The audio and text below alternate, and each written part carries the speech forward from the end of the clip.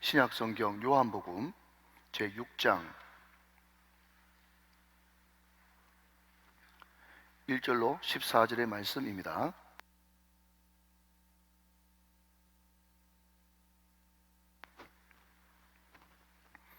요한복음 6장 1절로 14절의 말씀, 이 계시의 말씀을 한 절씩 나누어서 교독하시고 마지막 절 합독하실 때 살아계신 하나님의 음성을 들을 수 있기를 원합니다. 제가 먼저 1절을 받들었죠. 그 후에 예수께서 디베랴의 갈릴리 바다 건너편으로 가시매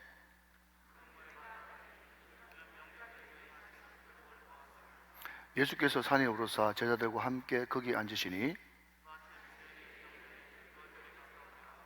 예수께서 눈을 들어 큰 무리가 자기에게로 오는 것을 보시고 빌립에게 이르시되 우리가 어디서 떡을 사서 이 사람들을 먹이겠느냐 하시니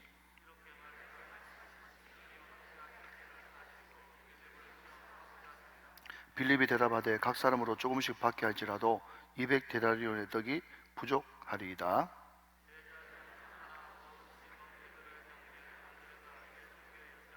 여기 한 아이가 있어 보리떡 5개와 물고기 2마리를 가지고 있나이다.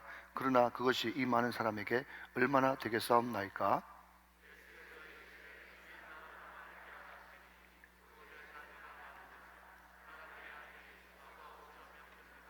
예수께서 떡을 가져 축사하신 후에 앉아있는 자들에게 나눠주시고 물고기도 그렇게 그들의 원대로 주시니라.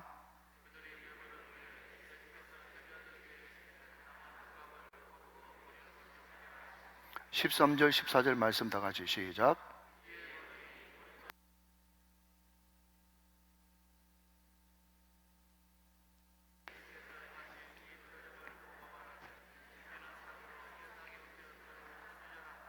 아멘, 아멘. 자, 가슴에 손을 딱 얹으시고 자기 혼자에게 이렇게 다짐합시다. 주신 은혜 감사하고 주실 은혜 감사합니다. 시작. 주신 은혜 감사하고 주실 은혜 감사합니다. 아멘. 오늘 말씀을 통해서 더 감사가 넘치게 되시기를 주님의 이름으로 축원합니다. 우리가 병원에 가면 항생제 이런 이야기를 자주 하죠. 그 항생제의 그 원 재료가 페니실린 아니겠습니까? 페니실린. 그런데 이 페니실린을 누가 제일 먼저 발견했는가 하면 플레밍이라고 하는 사람이 제일 먼저 발견을 했거든요. 그런데 이야기를 후일담을 들어보면 이 플레밍이라고 하는 사람이 굉장히 가난한 과학자였답니다. 그러니까 당연히 자기 실험실이 뭔가 좀 허술하고 허접할 수밖에 없겠죠. 그런데 어느 날 하루는 이 플레밍이 잠깐 바깥으로 나갔다 오는 사이에 실험실이 워낙 허접하고 허술하니까 그 틈을 타고 옆에 있는 실험실에 푸른 곰팡이균이 플레밍 실험실에 날아 들어와가지고 자기가 지금 열심히 연구하고 있는 그 균을 다 잡아먹어버린 겁니다. 그러니까 항생제죠. 못 알아들으면 할 수 없고요. 그때 그 모습을 보면서 플레밍이 이거 뭔가 있다 해가지고 발견하는 것이 페니실린이라는 것입니다. 여러분, 그래서 어떤 세계적인 과학자는 이런 이야기를 합니다. 진짜 과학자는 연구하다가 갑자기 실패라고 하는 엉뚱한 결과를 만났다고 할지라도 그것을 새로운 각도로 더 좋게 응용할 수 있어야 진짜 세계적인 과학자의 자질이 있는 것입니다. 그렇게 이야기를 한다는 거죠. 여러분, 이 플레밍이라고 하는 사람이 신앙이 돈독한 크리스찬이었기 때문에 자기가 그렇게 우연을 가장한 필연으로 페니실린을 발견한 것은 전적인 하나님의 은혜였다. 그렇게 고백을 하고 있는 것을 듣게 됩니다. 여러분, 이 플레밍이 페니실린이라고 하는 것을 발견하기 전까지는 결코 만만치 않은 그런 환경이었다라는 것을 말씀드리고 싶은 거죠. 제가 오늘 이 유명한 오병이어에 대해서 말씀을 드리면서 앞에 이런 예화를 주님 앞에 드는 것은 이 예수님의 제자들이 결코 만만치 않은 상태에서 이 오병이어를 막닥뜨리게 됐다 하는 것을 말씀드리고 싶은 것입니다. 자, 여러분, 오늘 본문 1절 말씀을 보시면 오늘 본문 1절은 이렇게 시작하고 있습니다. 그 후에 예수께서 그랬습니다. 그 후에 예수께서, 자 여러분, 그 후라 그렇게 이야기하면 그 전도 있겠죠. 그 전. 그러면 그 전에는 어떤 일이 있었는가? 여러분 참고로 말씀드리면 오늘 본문에 등장하는 이 오병이어 사건이요, 표적, 예수님이 일으키신 표적 중에서는 마태, 마가, 누가, 요한 사복음서에 다 공이 기록되어 있는 표적입니다.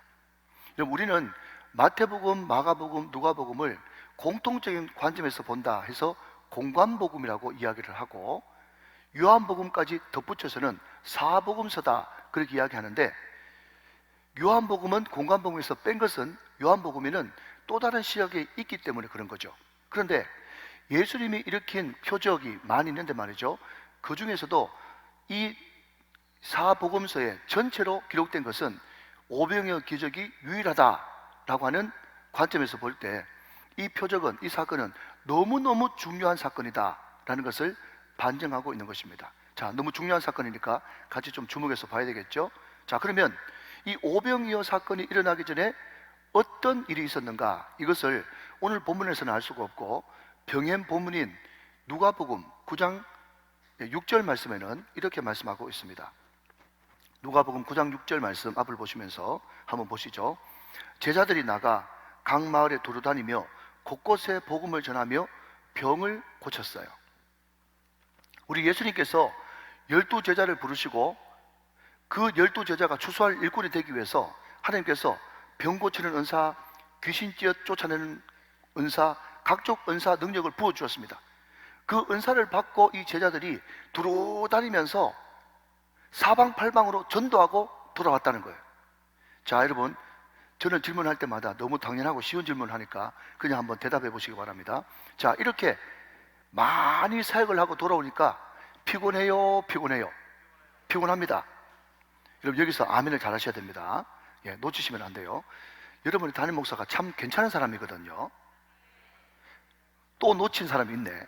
예, 여러분 담임 목사가 참 괜찮은 사람인데, 그럼에도 불구하고 여러분 설교를 어떨 때는 3번, 어떨 때는 4번 하고 나면 말이죠, 그냥 다리에 힘이 풀려가지고 만사가 귀찮습니다.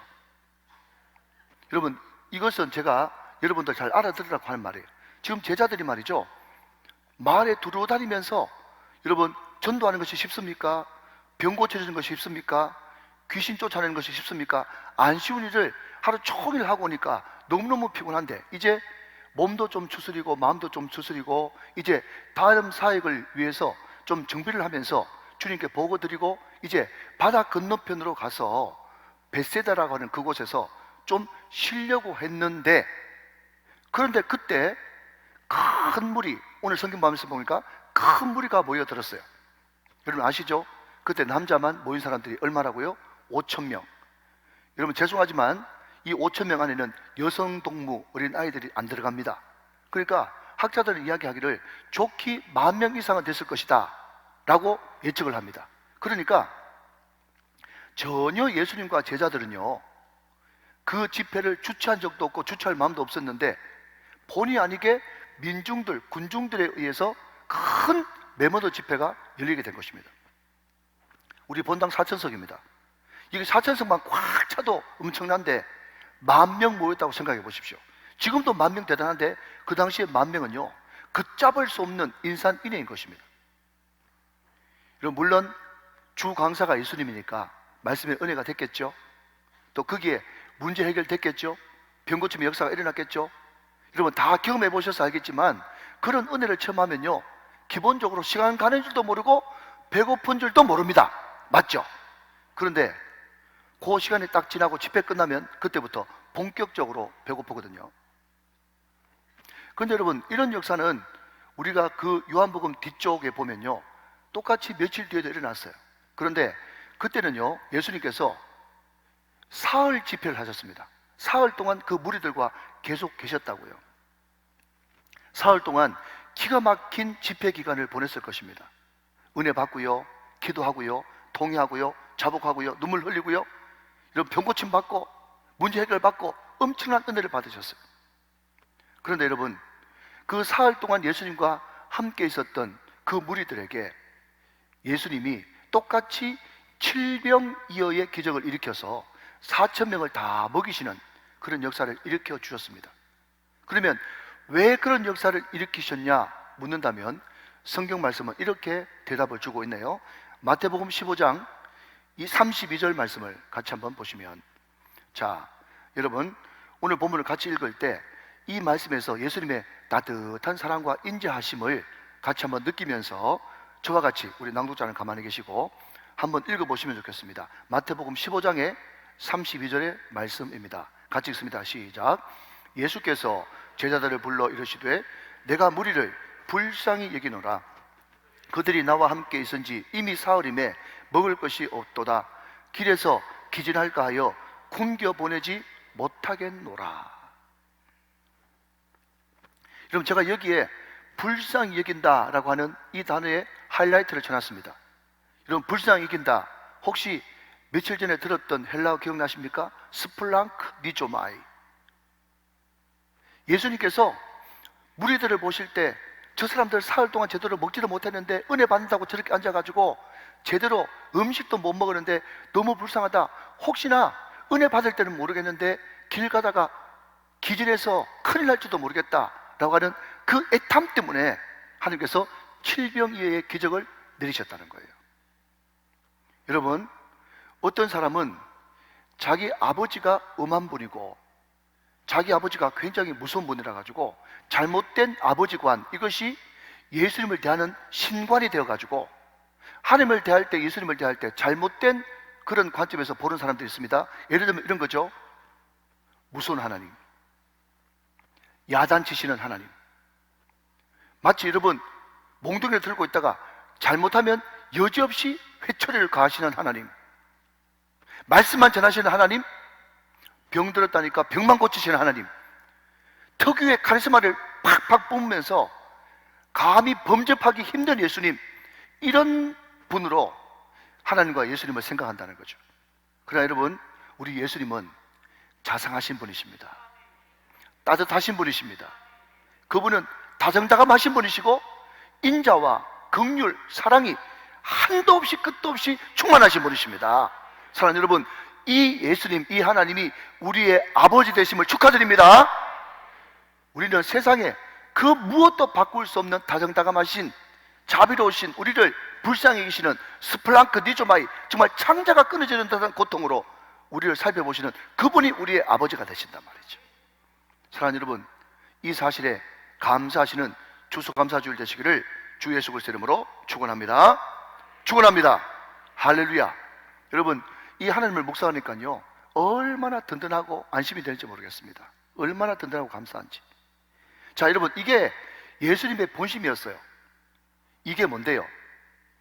한 영혼들을 불쌍히 여기면서 잘못하면 굶을 텐데, 기지에서 넘어질 텐데, 쓰러질 텐데 기다려주시고 지켜보시고, 넘어졌으면 그 넘어진 자리에서 같이 쭈그리고 앉아서 기다려주시는 그 하나님의 사랑 말이죠. 이게 예수님의 본심이라는 거예요.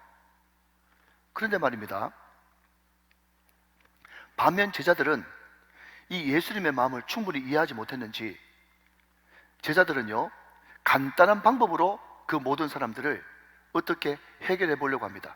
그 방법은요, 각자 도생이었어요. 각자 도생. 아십니까? 어려운 사자성어도 아닌데 각자 지가 알아서 해라, 이런 뜻이에요. 자, 그럼 다시 한번 누가복음 가서 9장 12절의 말씀을 앞을 보시면서 한번 더 보시겠습니다. 네, 5절 말씀부터 먼저 볼까요? 5절 말씀부터. 5절 말씀. 요한복음 6장 5절. 예수께서 눈을 들어 큰 무리가 자기에게 오는 것을 보시고 빌립에게 이르시되 우리가 어디서 떡을 사서 이 사람들을 먹이겠느냐 하시니, 그랬습니다. 자, 우리 예수님은요, 본심이 뭔가 하면 우리가 어디 가서 떡을 사가지고 이 사람들 먹이겠느냐, 이렇게 이야기했습니다. 근데 이 본문을 병행 본문인 마태복음, 마가복음, 누가복음 다 공이 뭐라고 이야기하는가 하면요, 너희가 먹을 것을 주라, 이렇게 이야기하고 있어요. 너희가 먹을 것을 주라. 그러니까 이 말을 듣고 곁에 있었던 빌립이 깜짝 놀라면서 하는 뭔가 하면, 아니 주님, 이 사람들 다 먹이려고 그러면 200데나리온 더 되는 돈이 있어야 됩니다. 그렇게 이야기했다는 거죠. 잘 알다시피 한 데나리온이 그 당시 일꾼들의 하루 일당 몫입니다. 그러니까 하루 일당 몫이 10만 원으로 친다면 2천만 원 더 되는 돈이 있어야 된다는 거죠. 여러분, 2천만 원 있다고 됩니까? 거기 모인 사람들이 10,000명인데 어디 가서 그것을 가져오며 어떻게 배달해 오며 어디 갑자기 이러면 10,000명분의 식사를 준비할 수가 있겠어요? 그러니까 얼토당토하는 이야기입니다. 지금 그 이야기를 하고 있는 거죠. 여러분, 제가 설교를 전하면서 가끔 하는 말이 뭔가 하면, 우리가 잘 아는 본문일수록 더 유의해서 봐야 된다. 왜냐하면 잘못된 선입견을 가지고 500이가 또 나왔네, 목사님 추수감사절 때 500이가 또 설교하시네, 그렇게 하면서 지나가 버리면요, 우리는 그 잘못된 사실을 계속해서 유지한 채 왜곡과 오도로 성경을 볼 때가 많다는 거죠.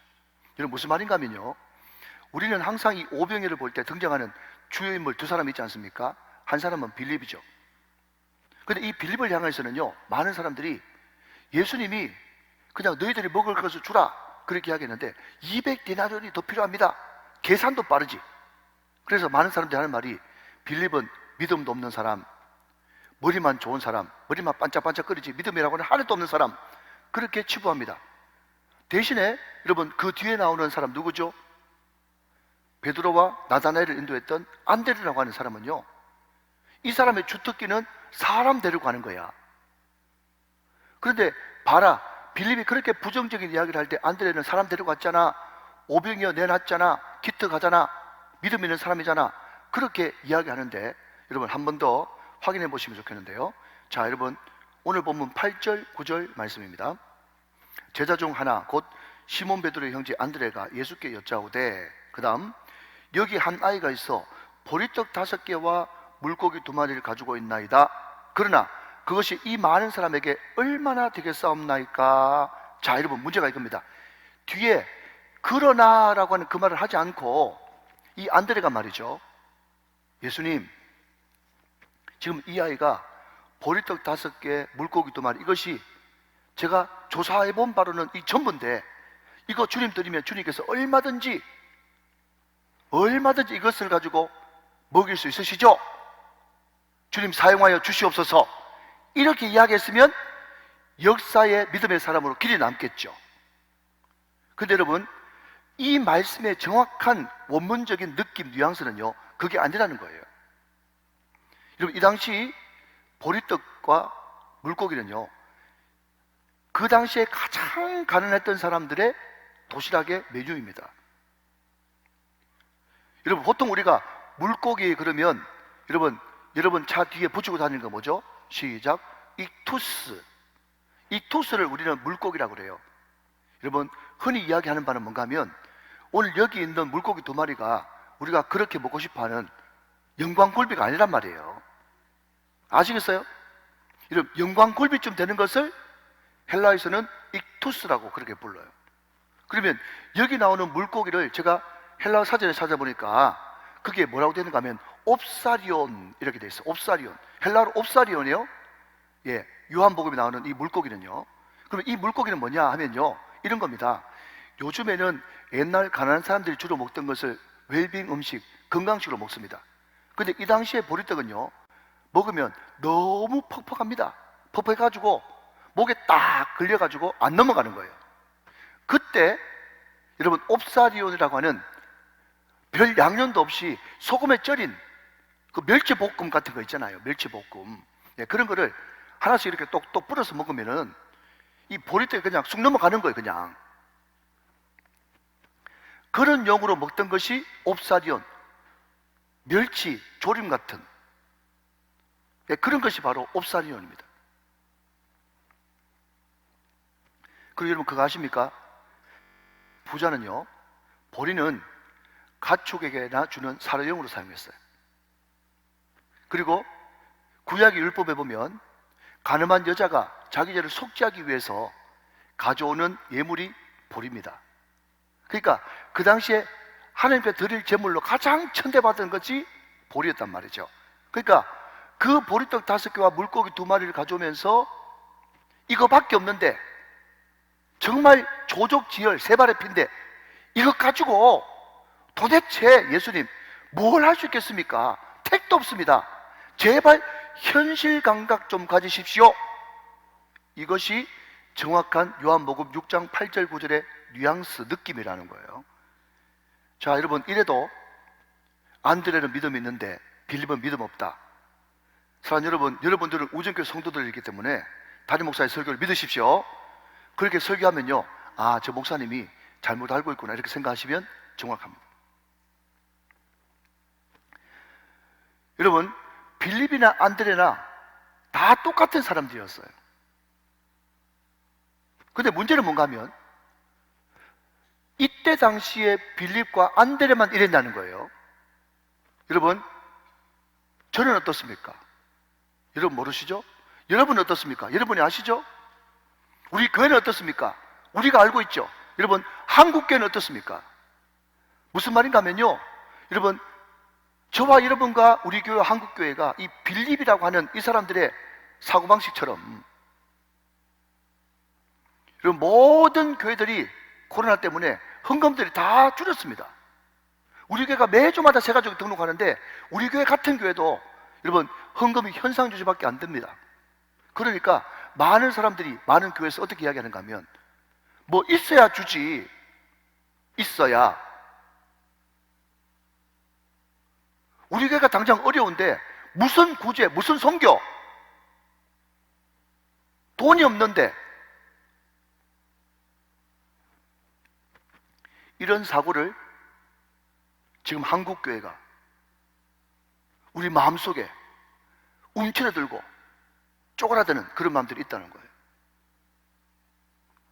사랑하는 여러분, 이런 생각과 자세 태도는 절대로 주님께서 기뻐하는 것이 아닙니다. 왜 그런지 아세요?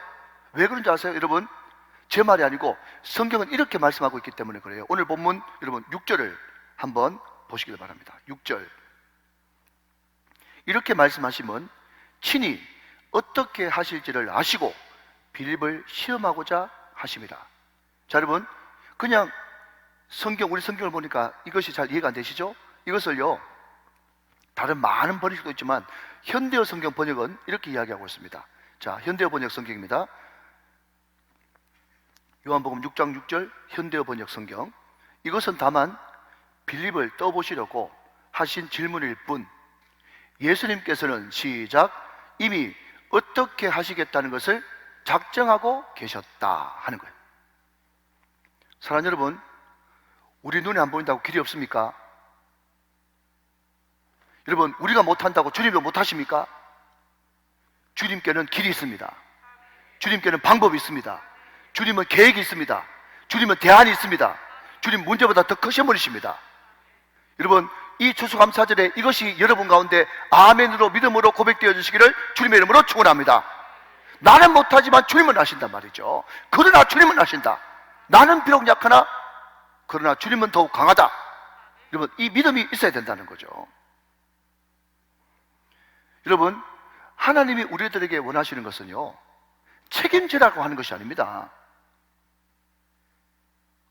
저 같은 경우도 여러분, 제가 가지고 있는 가장 큰 장점 중에 하나가 충성심이고 책임감이었기 때문에 제가 우정교회 다 책임져야 될 줄 알았어요. 그런데 여러분, 12년 동안 목회하고 나서 제 결론이 뭔지 아십니까? 제가 책임 못 집니다. 제가 어떻게 책임집니까, 여러분? 연약한 제가. 아, 목사님 드디어 말 바꾸시네. 말 바꾸는 게 아니고요, 여러분, 여러분이 아버지라도 엄마라도 자식 책임 못 집니다. 어떻게 책임집니까? 여러분이 목장의 목자라도 목원들 책임 못 집니다. 어떻게 책임집니까? 못 져요. 다만 우리 주님께서 원하시는 것은 축복의 종결과 근원은 내가 가지고 있다는 거예요. 다만 너희들은 축복의 통로만 되라는 것입니다. 축복의 배달꾼만 되라는 거예요. 그게 주님께서 원하시는 거예요. 여러분, 자유하시기 바랍니다. 많은 사람들이 여러분, 가족들을 내가 책임져야 된다, 자식을 내가 책임져야 된다, 뭔가 내가 책임져야 된다, 그것을 두고 여러분, 정신의학과에서는요, 메시아증 후군이라고 그래요. 정신병이에요. 정신병. 책임 못 집니다. 여러분, 우리는 구원자가 아닙니다. 그냥 축복의 통로만 되면 되는 거예요. 축복의 전달자 말이죠. 여러분, 제가 설교할 때 꿈 이야기를 거의 안 했죠? 예, 저는 꿈 이야기 하는 거 별로 안 좋아하기 때문에 제가 꿈 이야기를 안 합니다. 자, 여러분, 집중하기 위해서 여러분들께 한번 인사하고 가겠습니다. 네, 졸면 죽습니다. 시작. 졸면 죽습니다. 자, 여러분 다 절 한번 보십시오. 제가 꿈 이야기 하나 해드릴게요. 오랜만에 꿈 이야기 하는 겁니다. 여러분, 제가 그 꿈을요, 언제쯤 꿨는가 하면 2002년 월드컵 때, 그때 한참 우리나라가 막 올라가고 해가지고 그때 제가 꿈을 꾼 것 같아요. 여러분, 이것은 지어낸 말이 아니고 진짜 있었던 일입니다. 근데 여러분, 꿈에, 권사님, 꿈에 있잖아요, 제가 국가대표 선수가 된 거예요. 월드컵 국가대표 선수. 진짜로 꿈에. 그래가지고 말이죠, 상암 월드컵 경기장에 들어갔는데 그때 막 사람들이 얼마나 많은지, 그런 데다가 사람들이 전부 다 막 붉은 옷을 입고 쾅쾅 하면서 막 대한민국을 외치니까 쩌랑쩌랑 울리면서 그 소리만 듣고 있고 그 붉은 옷만 막 보니까 마음 막 드는 거예요. 그래서 야, 무슨 이런 일이 다 있냐 하면서 정신을 없이 사람 구경하고 있고 경기장 구경하고 막 하고 있는데 말이죠, 진짜로 제가 꿈에 꿨다니까요. 그런데 제가 사람 구경, 경기장 구경하고 있는데 그냥 주심이 휙 하면서 휘슬이, 경기 시작에 휘슬이 울리지도 몰랐어요. 그런데도 제가 어슬렁어슬렁 다니면서 사람 구경하고 있었거든요. 근데 갑자기 어디서 뻥 하는 소리가 들리더니 말이죠, 갑자기 내 뒤통수를 탁 치는데 너무 세게 맞아가지고 잠깐 제가 기절했다가 일어났어요. 제가 잠깐 기절하고 일어나니까 사람들이 갑자기 와 하는 소리가 막 들리는데 정신 차리고 보니까 제가 꼬리를 넣은 거예요. 누가 차는지 모르겠지만 뒤통수에 맞고 들어가니까 사람들이 저 예동이라고 누군 줄 모르겠는데 자기는 축구 보다 뒤통수 맞고 들어간 거 처음 봤다는 거예요. 그래가지고 막 사람들이 막 제 이름을 막 부르고 막 기자들이 와가지고 막 카메라를 막 터뜨리고, 제가 그때 오늘의 MVP가 됐어요. MVP가 돼가지고 여러분 트로피를 막 받아 들고 있는데 꿈이 깨버렸어요. 그때 좀 더 꿨으면 좋았을 텐데, 그러면 다음 경기도 나갔을 거 아니에요. 기대가 됐는데 고막에서 꿈을 깨버린 거예요. 여러분, 무슨 이야기를 하는가 하면요, 여러분 잘 들으십시오. 좀 어렵지만 율법은요, 율법의 정의가 뭔지 아십니까? 자, 좀 어렵습니다. 율법은요, 해라, 해야 살고 복 받는다, 이게 율법이에요. 아시겠죠? 그러니까 하라, 하지 말라, 그게 614가지 계속 구약에서 이야기하는 것이 하라, 하지 말라, 하면 복 받는다, 안 하면 저주받는다, 그게 율법 아니겠어요? 근데 여러분, 참 어이없게도 복음은 뭔지 아십니까? 복음은요, 해봐도 안 된다, 해도 죽는다, 이게 복음이에요. 에이? 너무 황당한 말이네. 그게 뭐 복음이에요? 절망이구만. 근데 여러분, 해도 안 된다, 해도 죽는다, 그 말 속에는 놀라운 반전이 들어가 있는데 그게 무슨 뜻인지 아십니까? 네가 하지 마, 내가 다 해놨어. 내가 십자가 져서 네 죄 문제 해결하고, 내가 부활함으로 네 의 문제 해결하고, 내가 너와 임마누엘 동행함으로 내가 너 안에서 다 이루어놨고 내가 다 해놨어. 이게 복음이에요. 네 할 게 없다, 이게 복음입니다. 그러면 내 할 거 없네요, 좋네요, 그게 아니고요, 여러분, 이 놀라운 하나님이 다 이루어놓으신 이 구원과 이 의로움, 이 축복, 이것을 하나님이 나를 통해서 나를 위해서 다 이루어놓으셨다는 것을 안다면 우리는 거기에 숟가락만 얹으면 되는 것입니다. 동참하기만 하면 되는 것이에요. 같이 하기만 하면 여러분, 예수님이 받으실 모든 상급을 다 내가 받는다는 것입니다. 그러니까 그 꿈의 주인공이 뭔가 하면 뻥 공차 가지고 내 뒤통수 맞추신 분이 우리 예수님이네. 자, 그러면 여러분, 예수님 잘해서 골 넣은 거요, 내 뒤통수가 여러분 독특하고 탁월해가지고 골 넣은 거요, 누가 골 넣은 거요? 예수님이 다 넣으셨죠? 그럼 상은 누가 받았는데요? 상은 내가 받았단 말이에요. 여러분, 이게 바로 복음입니다. 복음. 믿으시기를 축원합니다. 그러니까 그 놀라운 하나님의 역사, 구원 역사에 내가 동참됐던 것만 해도 감사하고 참여할 수 있다는 것만 감사하고. 여러분 생각해 보십시오. 오늘 성경에 안 나와 있지만 여러분 물고기 2마리 보리떡 5개 바친 그 아이가 그냥 대답해 보십시오. 여러분 부인해도 할 수 없고 평생 주님 떠났을까요?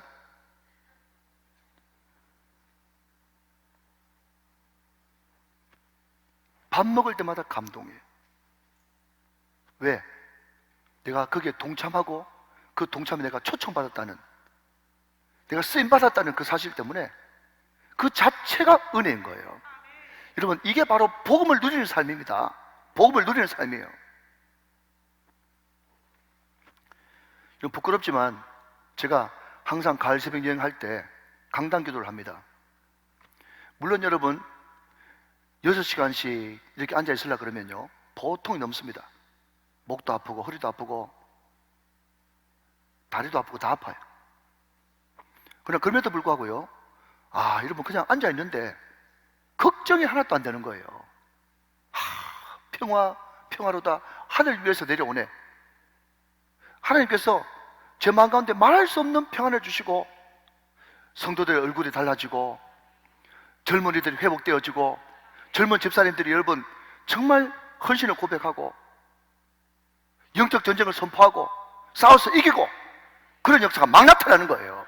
원래 예수님이 다 인권 받으셔야 되는데 여러분 아무것도 하지 않고 기도만 하고 있는 저한테도 얼마나 큰 축복과 상급이 임하는지. 할렐루야. 하나님이 하셨습니다. 하나님이 하십니다. 하나님이 하실 것입니다. 거기에 기쁨으로 숟가락 얹어서 동참하면 되는 거예요. 그것이 바로 여러분 오병이어입니다. 다시 한번요, 멸치조림, 조금만 놔두면 굳어져 버리는 보리떡, 그거라도 주님 앞에 마중물로 넣으면 하나님께서 평생 잊히지 않는 축복의 삶으로 만들어 주신다는 거예요. 사랑하는 여러분, 이 거룩한 일에 동참하시는 여러분 되시기를 주 예수 그리스도의 이름으로 축원합니다. 축복합니다.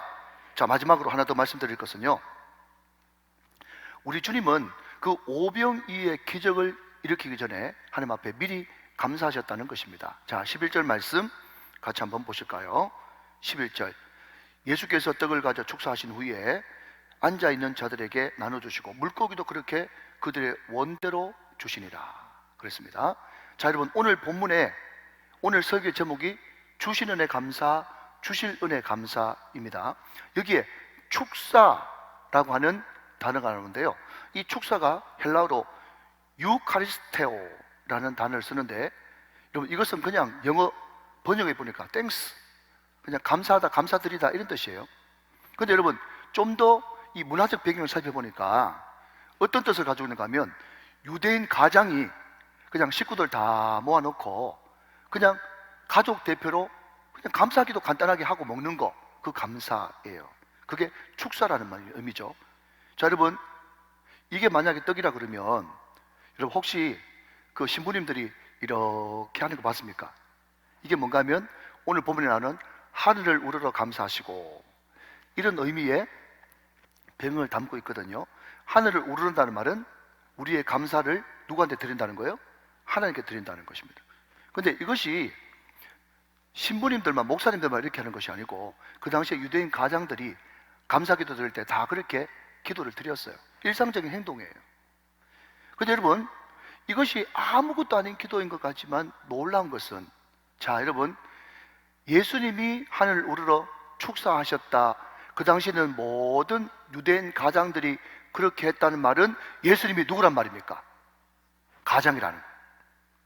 식구는 누군데요? 그게 모여있는 만여 명의 빅 패밀리, 그 사람들이 가장이 나 예수다, 내가 믿는 무리의 공동체의 가장이다. 여러분 예수님이 여러분의 가장이 되시기를 주님의 이름으로 축원합니다. 그분이 우리 가정의 가장이 되면 얼마나 감사하겠어요. 그렇죠? 너무너무 감사해요.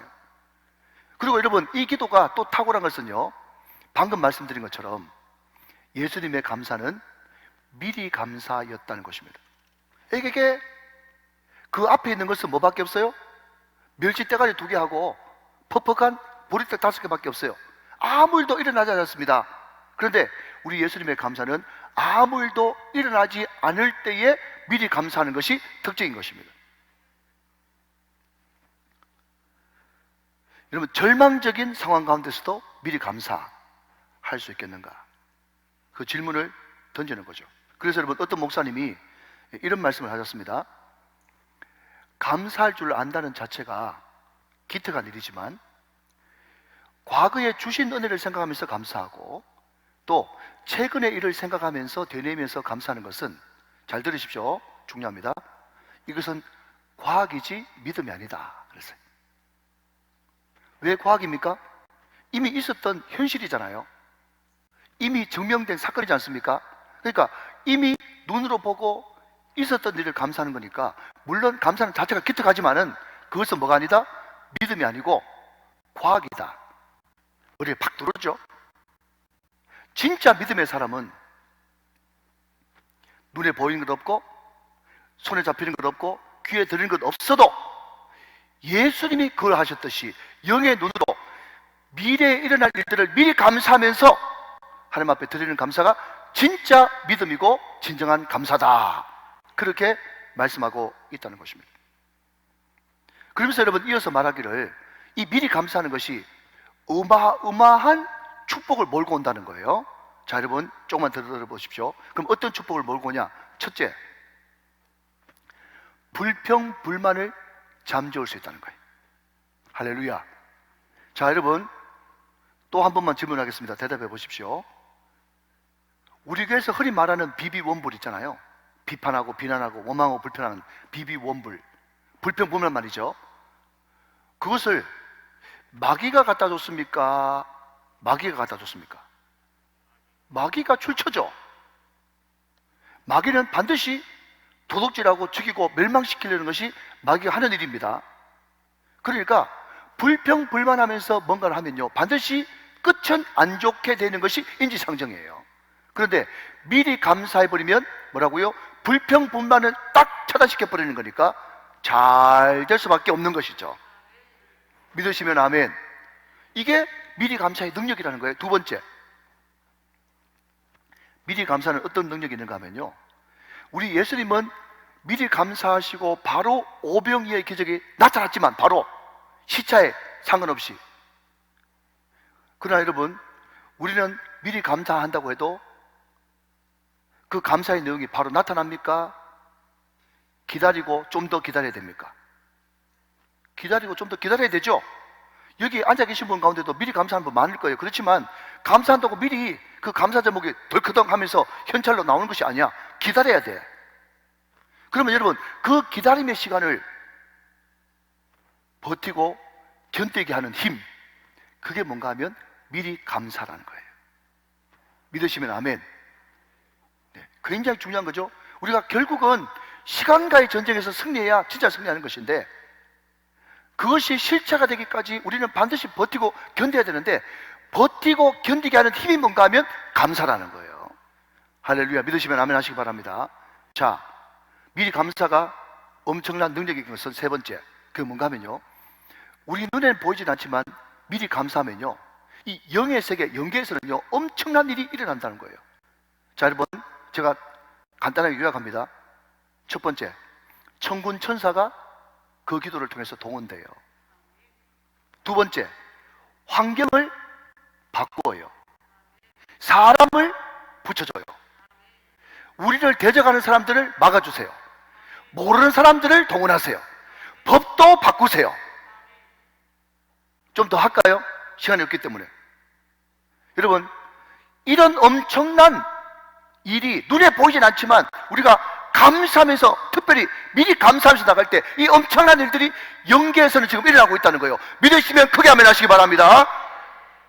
우리가 미리 감사하면서 기도할 때 천군 천사가 동원되고 주변 환경이 바뀌고 사람들을 붙여주시고 대적들을 막아주시고 모르는 사람을 일으키시고 법도 바꿔주시고, 할렐루야, 그런 역사가 일어나는 거예요. 자, 그러면 여러분, 이 미리 감사를 누가 해야 되겠습니까? 누가 해야 되겠어요? 여러분, 식탁을 앞에 두고 감사를 누가 했다고 그랬어요? 유대인의 가장이 했다고 그러죠. 가장이. 사랑하는 여러분, 가장이 먼저 감사하시길 바랍니다. 회사에, 직장에, 일터에, 사업장에 가장 믿음이 있다고 생각하는 사람이 먼저 이 미리 감사의 아스팔트를 깔아주시길 바랍니다. 그렇게 되어질 때 놀라운 축복의 기적이 열매로 나타나는 거예요. 결과물을 보게 된다는 거예요. 자, 이제 말씀 맺겠습니다. 여러분, 우리가 성경 읽으면서 들으면서 설교 들으면서 은혜를 받죠. 그런데 저는 가끔씩 설교 준비를 다 해놓으면요, 전혀 엉뚱한 동화책 이런 거 가끔씩 봅니다. 그런데 여러분 잘 아시는 대로 영국 작가 다니엘 디포라고 하는 사람이 그 유명한 로빈슨 크루소라고 하는 사람을, 크루소라고 하는 책을 썼습니다. 여러분, 어떤 사람이, 로빈슨 크루소가 자기 타고 있던 배가 난파되면서 무인도에서 24년 동안 그냥 혼자 지내는 이야기, 그 이야기가 로빈슨 크루소 아닙니까? 그런데 여러분, 그 책을 보면서 제가 은혜를 받은 것은요, 아, 이 로빈슨 크루소가 그냥 배가 깨지고 무인도에 자기 혼자 남았다, 이 사실로 얼마든지 원망불평할 수 있을 텐데, 이 로빈슨 크루소가 제일 먼저 그 무인도에 도착해가지고 했던 일이 감사일기를 썼다는 거예요. 오, 감사주일날 이게 뭐지? 여러분, 어떤 걸 감사한 줄 아십니까? 다른 사람 다 죽었는데 나 혼자 살아나서 감사하고, 하필이면 도착한 그 무인도에 물이 있어서 감사하고, 과일을 써가지고 안 굶어 죽으니 감사하고, 언제쯤 마음이 날지, 날씨가 따뜻해가지고 옷 없어도 살 수 있으니 감사하고, 감사한 거 한두 개가 아니에요. 그런데 이 사람이 각고의 노력 끝에 원두막을 만들었는데, 원두막에서 그냥 무료하게 그냥 가만히 있으니까 잘못하다가는, 이렇게 살다가는 정신병자 될 것 같거든.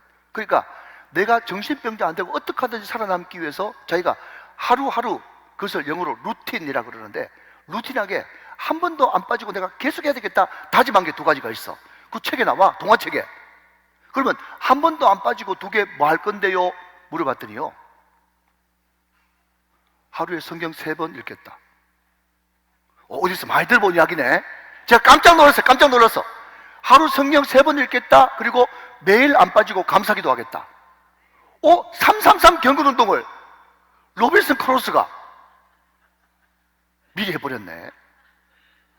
여러분, 333 경건운동은요, 죽은 자도 살리고 정신병자도 고치는 역사가 일어납니다. 할렐루야.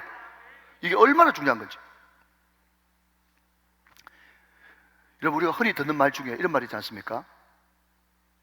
인생을 살 때 어떤 인생은 표류하는 인생을 살고, 어떤 인생은 목표를 향해서 가는 항해하는 인생이 있다. 여러분, 어떤 사람이 표류하는 인생일까요? 많이 있겠지만 오늘 본문을 주로 본다면 감사가 없는 인생이죠. 늘 비비원물하면서 감사가 없는 인생. 여러분, 빌립처럼 안드레처럼 오히려 예수님을 가르쳐 든다든지, 제발 현실 좀 파악하라고 충고하는, 하나님을 가르쳐 드리려고 하는 이런 사람들은 표라는 인생이에요. 왜? 여전히 그 마음의 주인이 자기고 예수님이 아니기 때문에 그렇습니다. 그러나 여러분, 항해하는 인생은요, 믿음으로 고백합니다. 하나님은 부자의 재물을 쓰는 것이 아니라 헌신하여 드린 자의 재물을 사용하는 줄로 믿습니다. 다시 한번요, 하나님은 부자의 재물을 사용하기를 원치 않으시고 정성껏 드리는 자의 헌신을 사용하기를 원하십니다. 이게 믿음인 거예요. 하나님, 그래서 적은 물질, 시간, 능력이지만 주님 앞에 드리기를 원합니다. 주님의 그 은혜에 동참하기를 원합니다. 미리 감사하며 나가기를 원합니다. 여러분, 이런 마음으로 나아갈 때 하나님께서 우리 앞길 가운데 축복의 하이웨이, 아스팔트를 깔아주시고, 그 깔린 길로 저와 여러분, 우리 모든 자손들이 그 길을 향해서 달려감으로 말미암아 간증의 주인공, 기적의 주인공, 축복의 주인공으로 우뚝 서게 될 줄로 믿습니다. 이 은혜가 여러분에게 충만하시기를 주 예수 그리스도의 이름으로 축원합니다. 축복합니다.